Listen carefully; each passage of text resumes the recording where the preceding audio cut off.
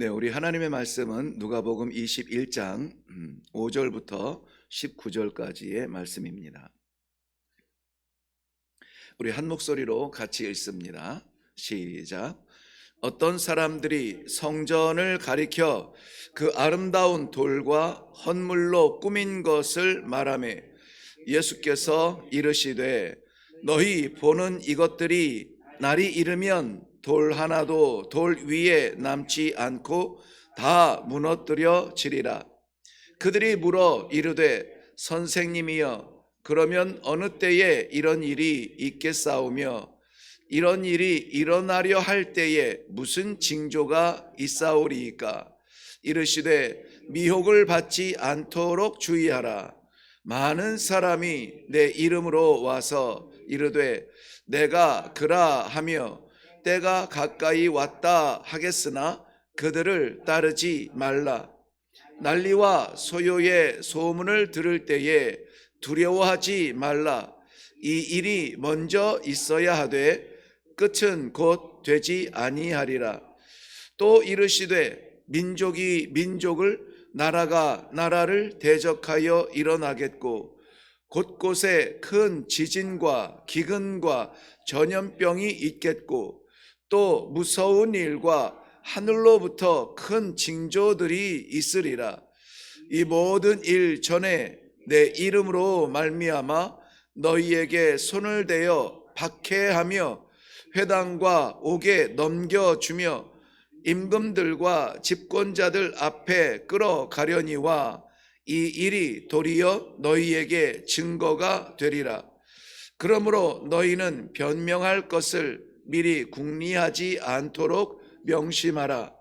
내가 너희의 모든 대적이 능히 대항하거나 변박할 수 없는 구변과 지혜를 너희에게 주리라. 심지어 부모와 형제와 친척과 벗이 너희를 넘겨주어 너희 중에 몇을 죽이게 하겠고 또 너희가 내 이름으로 말미암아 모든 사람에게 미움을 받을 것이나 너희 머리털 하나도 상하지 아니하리라. 너희의 인내로 너희 영혼을 얻으리라. 아멘. 네, 우리 말씀을 대하기 전에 먼저 기도하겠습니다.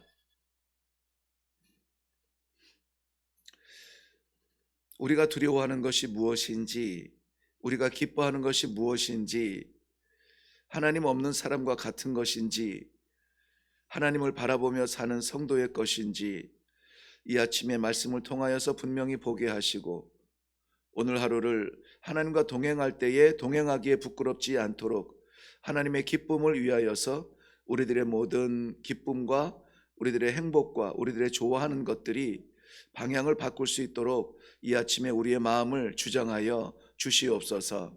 두려워하지 아니하며 오해하지 아니하며 진리 앞에 진실로 일어나는 하나님의 귀한 성도들 은혜 받게 하여 주시옵소서.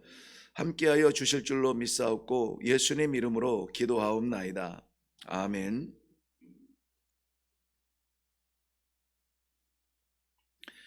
네, 우리는 살아가면서 많은 말들을 실수하게 되는데요. 한마디 실수가 큰 영향력을 끼칠 수밖에 없는 목사인 저도 실수를 많이 합니다. 그리고 하나님을 알지 못하는 사람들도 실수를 많이 하죠. 그 중에 가끔 제가 들을 때마다 어이없어 하는 것이 영원이라는 영원한 것에 대해서 특별히 우리가 꼭 일생에 한 번은 쓸 것 같은 그러한 위기가 있죠. 영원히 당신을 사랑해. 사실은 우리 영원히 사랑할 수 없는 부족하고 제한적 존재입니다. 그런데 내일을 모르니까 일단은 오늘 마음을 얻고자 하여서 영원히 사랑한다 하지만은 우리는 그를 영원히 사랑할 수는 없습니다. 예수님께서 오늘 성전의 아름다움과 어떻게 그 성전이 채워졌는지에 대하여서 자랑하는 그러한 사람들 앞에서 이 모든 것들이 다 무너지는데 돌 위에 돌 하나 남지 않고 철저하게 가시적으로 보면은 얼마 전 안타깝게 지진이 일어나서 빌딩이 무너진 미얀마나 태국 북부나 이런 쪽을 한번 우리가 화면을 보았지만 지진이 나서 무너져도 그 밑둥 몇 개가 남아 있더라고요. 그런데 예수님의 말씀은 돌 위에 돌 하나 남지 않겠다고 철저하게 무너질 것을 끔찍하게 말씀하십니다. 모든 것들은 다 무너집니다. 영원한 것이 이 세상에는 없어요. 하나님께서 지으실 때에 그렇게 지으시지 않으셨는가? 그래서 해와 달의 제한 속에 살아가도록 너희의 한계를 알아라 하는 그러한 교훈을 하늘에 두지 아니하셨는가 하는 생각이 들어요. 그러나 그럼에도 불구하고 영원히 변치 아니할, 우리에게 영원이라고 말할 수 있는 그 유일한 믿음에 대하여 다시 한번 확실한 세계를 붙잡고 일어날 수 있도록 제자들에게도 그랬고 오늘 우리들에게도 주시는 말씀을 우리 다 같이 받을 수 있기를 바랍니다. 5절부터 7절까지의 말씀에는 그야말로 예수님으로서는 하기 어려운, 아니 예수님이야 다 말씀하실 수 있죠. 지구촌도 죄로 물들면은 물로 심판하시는 하나님이시기 때문에, 그런데 우리 편에서 생각할 때에 그러지 않았으면 좋겠다는 예수님의 어미하신 선포가 있으시죠. 모든 것은 다 무너진다는 것입니다.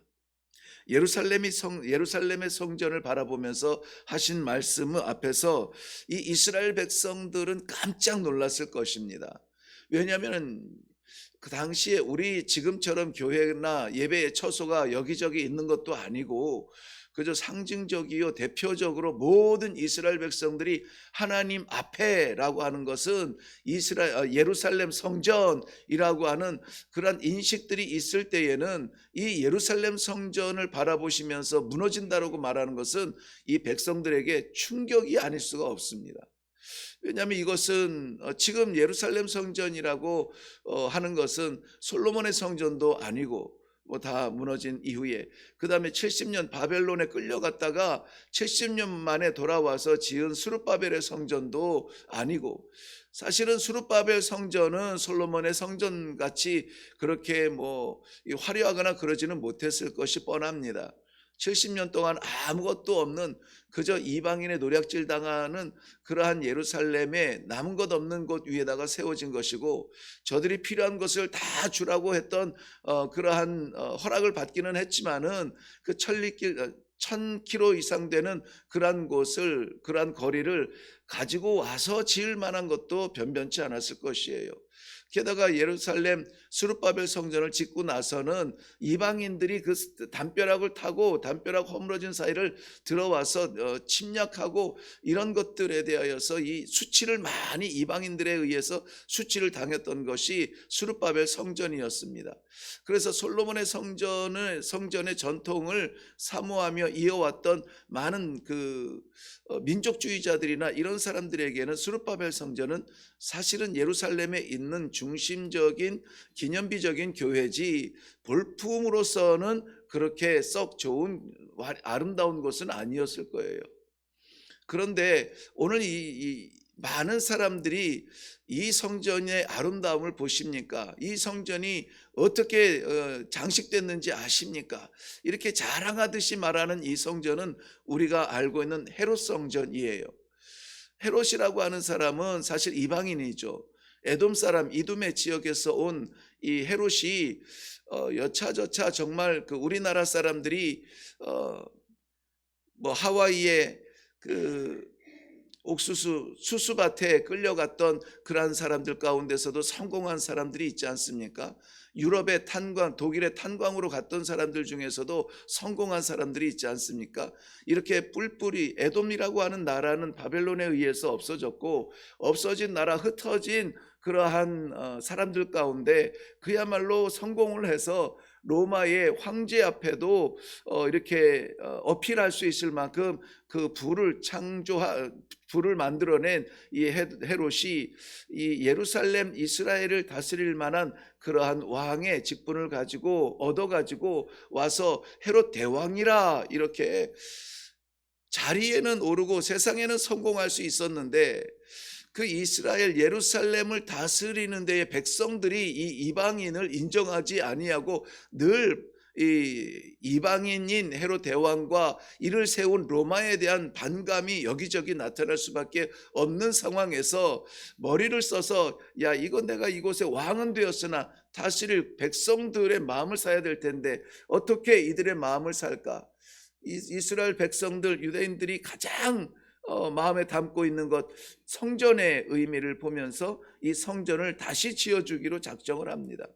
그래서 바벨론 포로 이후에 들어와서 그저 허접하다고 말할 수는 없겠지만은 지은 스룹바벨의 성전을 일부러 헐고 그리고 그 자리에다가 이 헤롯 성전을 짓게 되는 것입니다. 예수님께서 오시기 전에 주전 19년에 시작한 이 헤롯 성전은 주후 63년, 그러니까는 약 80년 정도의 80년이 좀 더 걸렸나요? 그 정도의 오랜 세월 동안 이렇게 짓게 되는데요. 기초 쌓는 데만 한 10년 걸렸다고 합니다. 기초만 10년이 걸렸대요. 뭐 지금 우리나라의 뭐 국회의사당이나 뭐 그런 대단한 뭐 어마어마한 건물은 아닐 텐데요. 뭐 하느라고 10년이 걸렸는지는 모르겠지만은 어쨌든 10년 걸려 기초를 닦고 그 80년 걸려서 이 성전, 83년 걸려서 성전을 완성하게 됩니다. 그런데 주 70년에 이 로마 군인들에 의해서 완전히 다시 불에 타고, 그 당시에 역사가들에 의하면은 이런 이야기가 돌았다고 해요. 로마 병사들에게 이 헤롯 대왕이 성전을 지을 때에 이 성전의 그 돌틈, 그 돌 안쪽 어딘가가 그가 감춰놓은 금과 은들이 잔뜩 있다, 뭐 이러한 소문이 로마 병사들에게 돌아서 정말 돌 하나하나를 끄집어내면서 그것을 찾으려고 했다라는 그런 역사가들의 뭐 기록도 있기는 합니다. 그래서 이게 돌 위에 돌 하나 남지 아니하겠다는 것은 완전한 멸망을 말하는 예수님의 말씀이지만, 그것이 문자적으로도 정말 흔적도 남지 않을 만큼 다 파헤쳐지는 그러한 수치를 당했다라고 그렇게 이야기하고 있습니다. 그런데 이스라엘 백성들, 그 예수님의 주변에 둘러서 있는 그 백성들이 예수님에게 이 성전의 아름다움과 이 성전이 어떻게 장식이 되었는가, 그 우리로서는 상상할 수 없는 그러한 재정이 들어간 이 예루살렘 성전을 보고 계십니까? 하고 자랑하듯 말하는 그들의 자랑이 오늘 우리들에게도 없지 않다는 것이 슬픈 이야기인 것입니다. 우리가 자랑하는 것, 우리가 의지하는 것이 무엇인가? 눈에 보이는 것인가? 아니면은 뭐 굳이 성전을 이야기하더라도 우리의 성전을 자랑하는 것이 무엇인가 하는 것들입니다. 베드로전서 1장 24절 이후에 하나님께서는 이 베드로 사도를 통하여서 말씀을 해 주십니다. 무릇 육체는 풀과 같고 그 모든 영광은 풀의 꽃과 같으니 풀은 마르고 꽃은 시드나 오직 주의 말씀은 세세토록 있도다. 세세토록, 여기에 영원이라는 말을 쓸 수 있어요. 영원히 있도다. 뭐가? 오직이에요. 딱 하나 있는데 오직 여호와의 말씀, 주의 말씀은 세세토록 있도다. 그러므로 여기에서 주의 말씀은 건물이 아니에요. 주의 말씀은 눈에 보이는 것이 아닙니다. 주의 말씀은 우리의 심장에 새겨져서 영원히 지워지지 아니할 하나님의 마음이요, 하나님의 말씀이요, 하나님의 사랑이요, 하나님의 구원인 것입니다. 하나님 떠나서 영원한 것을 우리가 찾을 생각을 하면 오해입니다. 착각이에요. 하나님 떠나서 영원한 것은 있을 수가 없습니다. 그러므로 우리가 모든 영원한 영광을 사모하는 그러한 마음이 있거든. 주의 말씀을 떠나서는 안 되는 거예요. 그래서 우리가 내일을 보장할 수 없지만 오늘 아침 눈 떠서 이렇게 벌떡 깨어보니 하나님께서 오늘도 내 심장을 붙들어 주시어서 일으켜 주셨다. 그러면은 이 하루를, 아니 영혼의 이 한 조각을 어떻게 살 것인가? 주의 말씀으로 사는 것, 이것은 지혜가 아닐까요? 이 지혜가 모든 성도들에게 있기를 주님의 이름으로 축원합니다. 아침에 일어나서 우리의 머리가 복잡하고 오늘 해야 될 일들에 대한 무게가 느껴지거든 더욱 주의 말씀 앞에 있으세요. 오늘도 저는 이 말씀을 전할 것을 묵상하면서 우리 하나님께서 오늘 하루도 열어주실 우리 성도들의 하루가 말씀과 함께 살아간다는 이 생각을 하니까는 감격스러워서 가슴이 두근두근돼서 빨리 자고 빨리 일어나서 이 말씀을 좀 나누고 싶은 생각이 들었습니다. 우리가 자랑하는 것, 화려한 인생의 어떠한 조각이 아니요 인생의 어떤 역사가 아니라 우리가 자랑하는 것, 우리의 세상적인 무엇이 아니라 영원할 것 같지만 부디 우리는 모두 다 잘 압니다. 영원하지 않아요.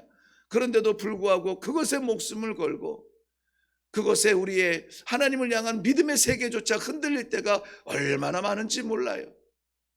오늘 아무쪼록 우리에게 하나님께서 지혜를 주시어서 우리가 생각할 수 있는 좁다란 생각이 아니요 우리가 갈 수 있는 제한적 길이 아니라 영원한 천국길을 가기에 부족함이 없는 하나님의 놀라운 말씀의 선물을 이 아침에 반드시 받고 돌아갈 수 있기를 주님의 이름으로 축원합니다. 이 말씀에 이루어질 때를 보면은 제자들이 말합니다. 주님, 그때가 언제입니까? 언제 그런 일이 일어날 것입니까? 8절부터 13절 말씀에 보면은 환난과 핍박의 때에 대하여서 말씀하고 있는데요. 예수님께서 말씀하신 마지막 때는 대표적으로 이런 일들이 일어납니다. 거짓 그리스도가 나타난다. 내가 메시아다. 내가 영원한 생명의 말씀이다. 내가 구원자다. 지금 이 시대에도 우리 한국에 끔찍한 이러한 거짓 그리스도, 거짓 예수들이 얼마나 많습니까? 참 너무나 놀라운 것은 그 수많은 사람들이 정말 그것을 믿고 구세주라고 영원한 생명을 주셨다고 이 땅에 다시 오셨다고. 여러분, 한 가지 분명한 것은 저는 단순하게 이렇게 생각을 합니다. 출생 신고서가 있는 재림 예수는 없다. 왜냐하면 재림 예수는 땅에서 오지 않아요. 성육신하지 않아요. 하늘에서 오기 때문에 출생 신고서가 필요 없는 그러한 예수가 옵니다.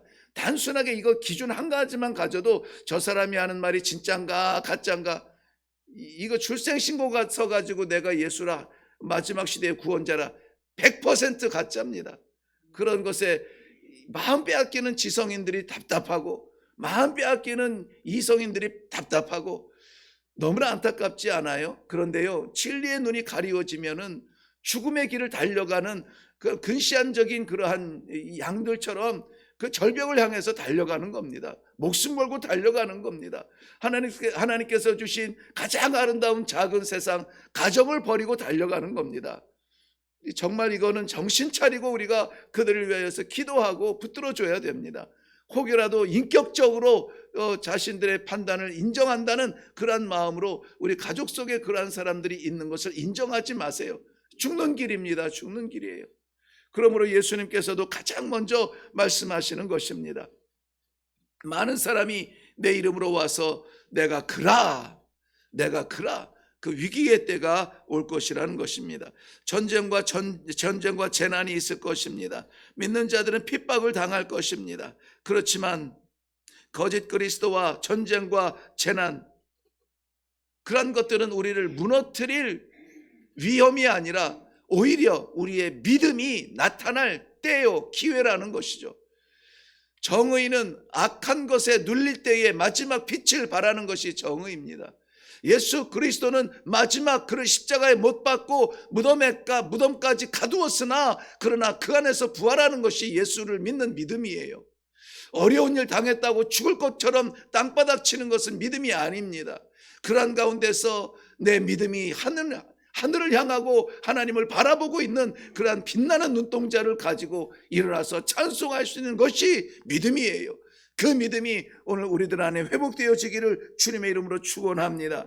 고린도후서 4장 7절 말씀에는 우리가 이 보배를 질그릇에 가졌으니 이는 심히 큰 능력이 하나님께 있고 우리에게 있지 아니함을 알게 하려 함이라.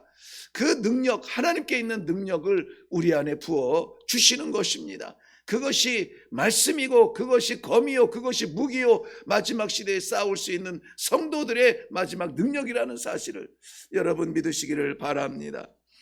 14절 이후의 말씀에 보면은 그런 이런 험난한 시대에 물리적으로 눈에 보이는 전쟁과 나라와 나라가 일어나고 재난이 일어나고 지진이 일어나고 천지개벽이 나타나며 사람과 사람이 배반하고 막 이러한 일들을 당할 때에 그러면은 어찌할까 염려하지 말라. 그런 일이 일어나면 어찌할까 염려하지 말라. 북한이 내려오면 어찌할까 염려하지 말라. 치유할 수 없는 그러한 코로나가 지구촌을 다시 뒤덮으면 어찌할까 염려하지 말라. 우리 회사가 망하면 어찌할까 염려하지 말라. 우리의 가정이 쪼개지면 어찌할까 염려하지 말라. 왜 그렇습니까? 그때의 그 자리는 우리를 그것 때문에 무너뜨리는 자리가 아니요, 마지막 우리의 믿음을 증거할 만한 기회라는 사실이에요. 기회. 우리 어르신들 옛말에도 난세의 영웅이 난다고 했습니다.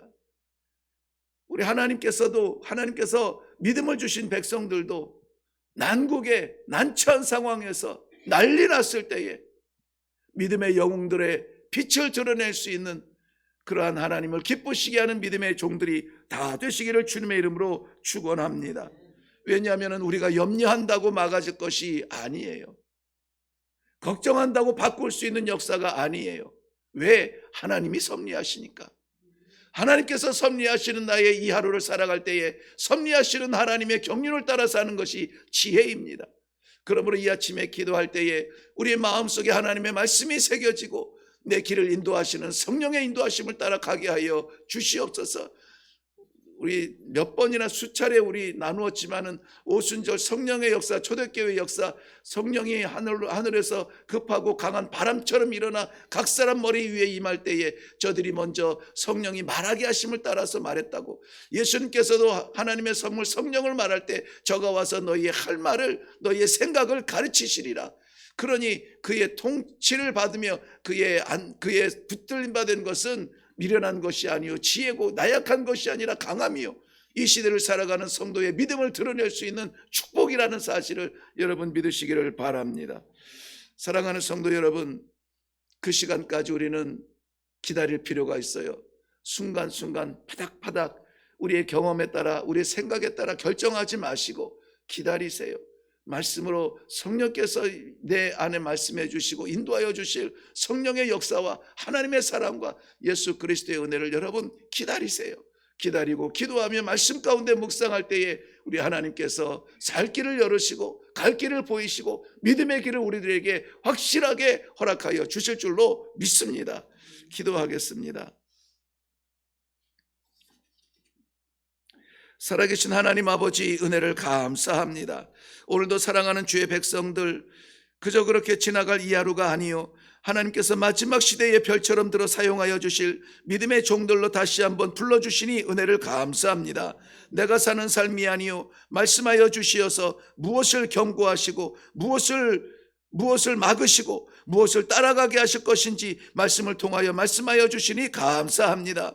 거부하지 아니하고 순종하여서 주와 동행하여서 성령의 역사가 나타나는 저희들의 삶의 자리가 다 되게 하여 주시옵소서. 악한 것들은 사방팔방에서 쫓아 들어와서 우리를 무너뜨리려고 하지만은 두려워하지 아니하고 겁내지 않고 숨지 않고 도망하지 아니하고 오히려 우리의 믿음이 찬란하게 빛나는 기회가 될 수 있도록 도와주시옵소서. 이 땅에 보내주신 하나님 아버지 감사합니다. 잠시 지나가는 세상이지만 땅에 와서 하나님 아버지를 믿고 찬양하며 믿음의 사람으로 이렇게 감사할 생명에 대한 감사를 할 수 있도록 은혜를 주심을 감사합니다. 생일을 맞이하여서 올려드리는 귀한 예물이 우리 하나님 아버지 그 생명 복되게 하여 주시어서 우리 하나님 아버지 보낸 뜻을 이루어드리는 귀한 생명이 되도록 축복하여 주시옵소서. 오늘에 드려지는 모든 기도 가운데에서도 하나님 아버지 응답하여 주실 줄로 믿사옵고 예수님의 이름으로 기도하옵나이다. 아멘. 네, 오늘 우리 기도할 때에 먼저 예루살렘 성전을 사람들이 자랑하듯 예수님께 말했대요. 보십니까? 이 아름다운 돌과 헌물로 꾸며진 것을 보십니까? 우리도 그런 자랑하지는 않는가요? 건물이 아니요, 꾸며진 것이 아니요, 이런 세상적인 질서가 우리의 자랑되지 아니하고 그러한 것들은 다 남지 아니할 것인데 우리 주님께서 그야말로 인내함으로 기다림으로 참아냄으로 우리의 믿음을 드러낼 수 있는 그러한 믿음을 다시 한번 기도할 수 있는 아침이 되기를 바랍니다. 그리고 핍박을 당하고 환난을 당하는 성도들이 생각나거든 그들을 위하여서도 기도해 주시고 또 우리 마지막까지 우리를 떠나지 아니할 성령 하나님 아버지 나를 다스려 주시옵소서. 간절한 마음으로 우리 안에 역사하여 주시는 성령 하나님 아버지를 위하여서 그를 위하여서는 아닌데요. 그 하나님 성령 하나님 아버지의 역사하심을 인하여서 우리 함께 기도할 수 있기를 바랍니다. 오늘 아마 모든 국민이 아시겠지만은 이 나라에 또 한 번의 큰 진통이 일어날 것인데 눈에 보이는 이것이 우리의 전부가 아닌 것, 하나님의 뜻은 무엇입니까? 그 시간에 우리는 기도하는 마음으로 바라보고 하나님 앞에 기도하는 시간이 되었으면 좋겠습니다. 정치가 승리하지 못하도록 믿음이 승리할 수 있도록 여러분 자신을 다스리시면서 한번 우리가 이 하루에 내 믿음을 가늠해 보는 것도 유익할 줄로 믿습니다. 어쨌든 이 나라에 허락하신 이 혼란과 채찍 앞에 무너지지 아니하고 다시 한번 정신 차려 기도해야 되는 사람들 기도하고 주의 교회가 제 역할을 감당할 수 있도록 하나님 은혜를 베풀어 주시옵소서. 우리 나라를 위해서 꼭 기도하시고 그리고 각자의 기도의 제목으로 내려갈 수 있기를 바랍니다. 우리 같이 기도하겠습니다.